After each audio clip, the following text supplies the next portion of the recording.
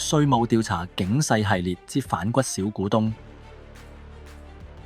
一間每年賺過千萬嘅成功企業，點解會因為一個小股東而跌入稅務漩渦、利益背叛同埋一個報仇計劃，改變咗一切？今日就等我哋一齊睇下，點解稅務合規永遠都唔可以掉以輕心。有一間玩具公司，有3位股東，其中小股東 A 君只係佔10%股份。公司響30年前將生產基地搬咗去深圳寶安，年年盈利過千萬港元。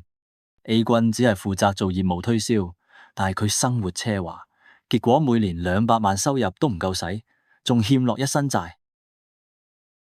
見冇得救， A 君提出賣股份俾其餘2位大股東，仲要求以公司3年盈利嘅10%嚟定價。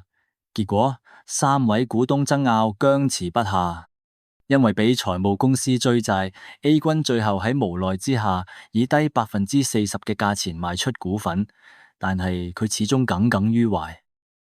心懷不滿嘅 A 君選擇向舊公司同股東報復，向中港稅務機關舉報舊公司逃稅，引嚟連串調查。呢間公司嘅董事一直冇理會編製財務報表同埋報稅嘅問題，從來只係交俾老會計主任去處理。原來會計主任一心為公司慳錢，只係沿用過去香港公司未搬廠之前嘅計算盈利方式同咁上下水平，連核數師都好幾年冇碰過面。因此，相當部分嘅盈利並冇反映響報稅表之內，會計未如實反映生意增長，導致過去7年嘅盈利嚴重漏報。經我哋事務所嘅協助之下，用咗10幾個月時間，先至能夠完成稅務調查。公司最終繳納香港稅年罰款一共900幾萬，但比起稅務局當初嘅估算，已經大大減低咗幾千萬。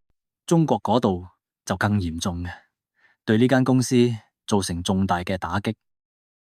而報復者 A 君雖然係前股東，亦都係舉報人，但佢就唔需要承擔責任。小人之心不可不防，企業嘅脆弱唔單止響市場，更嚟自內部。內部人舉報係最常見，亦都係最具破壞力嘅危機源頭。